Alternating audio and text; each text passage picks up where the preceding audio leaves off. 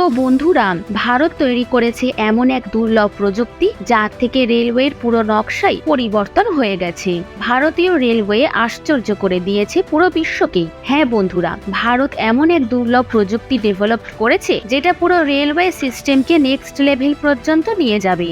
এই technology America এবং জাপানের মতো বিকশিত দেশের কাছেও নেই। এই জন্য ভারতীয় রেলওয়ে বিশ্বের পাওয়ারফুল রেলওয়ে তৈরি হয়ে গেছে। আর এই সব হয়েছে ভারতের আত্মনির্ভর হওয়ার কারণে। মোদী সরকার এই সময় এনার্জি সেক্টরের সাথে সাথে রেলওয়ে সেক্টরেও খুব ভালোভাবে মনোনিবেশ করেছে। ভারতীয় রেলওয়ে এখন একের পর এক টেকনোলজিকে বিকশিত করছে, আর এই সব প্রাইভেটাইজেশনের জন্য সম্ভব হচ্ছে।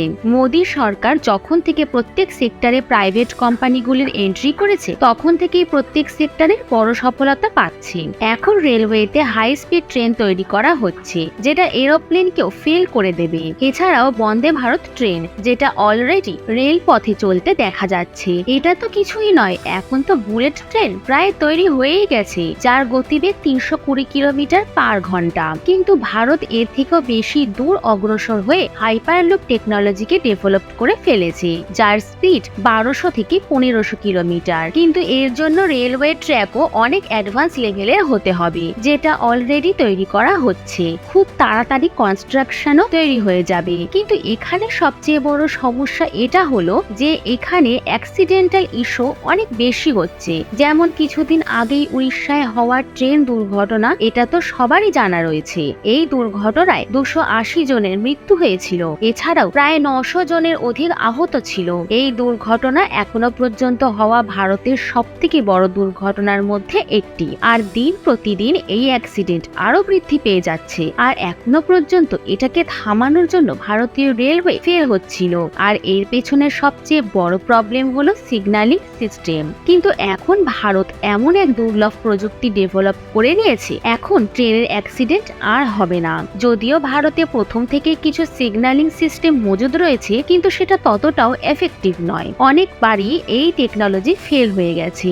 যেটা কাভাজ, এটা ভারতীয় রেলওয়ের সবচেয়ে বড় ভরসাযুক্ত টেকনোলজি, কিন্তু এটাও ফেল হয়ে গেছে।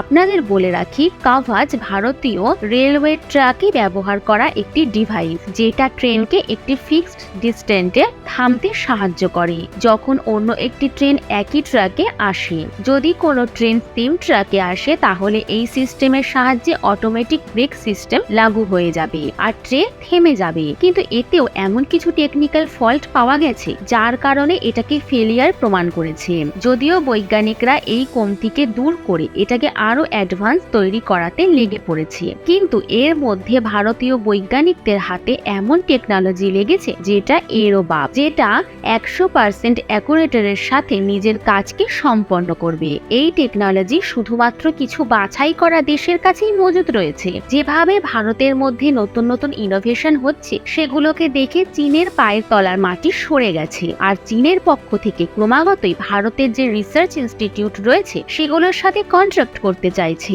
যাতে সেখানে যেসব টেকনোলজিকে ডেভেলপ করা হচ্ছে, যাতে সেগুলোকে যে কোনো মূল্যে কিনতে পারে। কিন্তু ভারত সরকার সঠিক সময়ে কঠোর পদক্ষেপ গ্রহণ করে এইসব জিনিসের ওপর নিষেধাজ্ঞা জারি করে দিয়েছে, যার থেকে চীন, আমেরিকা, রাশিয়া এবং জাপানের মনস্কামনার ওপর জল ঢালা হয়ে গেছে। তো বন্ধুরা, ভিডিওটির পরবর্তীতে জানবো এটা কি রকম টেকনোলজি, এছাড়াও এর বিশেষত্ব কি, এছাড়াও রেলওয়ের জন্য কিভাবে বরদান স্বরূপ এই টেকনোলজি। তো বন্ধুরা, ভিডিওটিকে শেষ পর্যন্ত অবশ্যই দেখবেন আর কমেন্ট বক্সে জয় হিন্দ অবশ্যই লিখবেন। বন্ধুরা, আজকের বড় খবর হলো আইআইটি খড়গপুরের পক্ষ থেকে ভারতীয় রেলওয়ের জন্য টেম্পার প্রুফ সিগন্যালিং সিস্টেম তৈরি করা হয়েছে।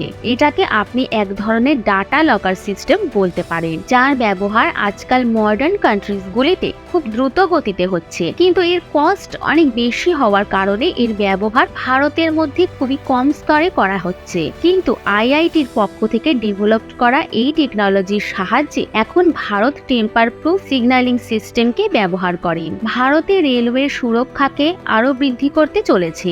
আর এমন টেকনোলজি ভারতের জন্য অনেক প্রয়োজনীয়, কারণ আজ ভারতীয় রেলওয়েতে একদিনে প্রায় 1 থেকে 1.5 কোটি মানুষ যাতায়াত করে। অন্যদিকে 22,593 এর বেশি ট্রেন একদিনে চালানো হয়ে থাকে। আর প্রায় 203 মিলিয়ন টন ফ্রেট মল ভারতীয় রেলওয়ে ধোয়ার কাজ করেন শুধুমাত্র একদিনে। সামনে। ভারতীয় রেলওয়ের কাছে বিশ্বের চতুর্থ সবচেয়ে বড় রেলওয়ে নেটওয়ার্ক রয়েছে। যদিও ভারত এখন ডেভেলপিং কান্ট্রি, এই জন্য আমাদের কাছে কস্ট এফেক্টিভ টেকনোলজি থাকা অনেক প্রয়োজনীয়, যার থেকে আমাদের সিকিউরিটি এবং সেফটি ইনসিওর করা যাবে আর আমাদের রেলওয়ে ইনফ্রাস্ট্রাকচারকে আরো বৃদ্ধি করা যাবে।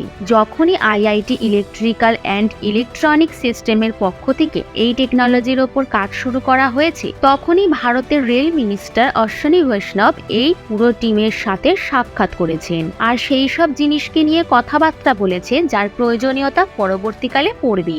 যেটা ফাইন্ডিং হোক বা কিছু মডার্ন ইকুইপমেন্ট, সবকিছুই ভারতীয় রেলওয়ের পক্ষ থেকে প্রোভাইড করা হবে, যাতে আমাদের মানুষদের সেফটি এবং বেশি ইনহান্স করা যেতে পারে। রিসেন্টলি ভারতে এমন কিছু বড় রেল দুর্ঘটনা হয়েছে যেগুলো মানুষজনকে ভাবতে বাধ্য করেছে, আর এখানে কোথাও না কোথাও ভারতীয় রেলওয়ে কমতি ছিল।